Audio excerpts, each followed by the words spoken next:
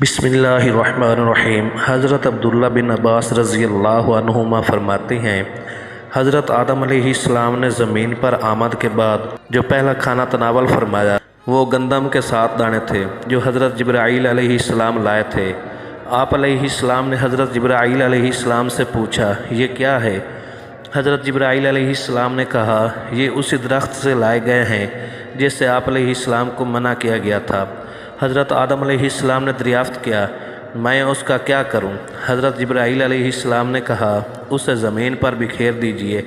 حضرت آدم علیہ السلام نے انہیں زمین پر بکھیر دیا۔ ان 7 دانوں کا وزن دنیا کے لاکھوں دانوں جتنا تھا اور وہ اگ گئے۔ آپ علیہ السلام نے انہیں کاٹا، انہیں صاف کیا، انہیں پیسا اور پھر گوندھ کر آٹا بنایا اور پھر اس آٹے کی روٹی پکائی گئی۔ ان تمام مراحل کے بعد آپ علیہ السلام تھک گئے تھے۔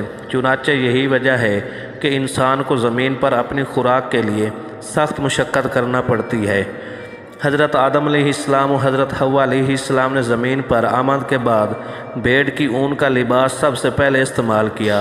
آپ علیہ السلام نے بھیڑ کو مونڈ کر کاٹ لیا، پھر اس سے اپنے لیے جبہ بنایا اور حضرت حوا علیہ السلام کے لیے اوڑھنی اور قمیض بنائی۔ حضرت انس بن مالک رضی اللہ عنہ سے مروی ہے، حضور نبی کریم صلی اللہ علیہ وآلہ وسلم نے فرمایا، حضرت آدم علیہ السلام اور حضرت حوا علیہ السلام برہنہ حالات میں جنت سے باہر آئے۔ ان دونوں نے جنت کے پتوں سے اپنے جسموں کو ڈھانپ رکھا تھا۔ جب حضرت آدم علیہ السلام نے جسم میں تپش محسوس کی تو رونا شروع کر دیا اور حضرت حوا علیہ السلام سے کہا، مجھے تپش محسوس ہو رہی ہے۔ پھر حضرت جبرائیل علیہ السلام حضرت حوا علیہ السلام کے پاس روئی لے کر تشریف لائے اور انہیں روئی کاٹنے کا طریقہ سکھایا اور کہا، اس سے کپڑا تیار کریں۔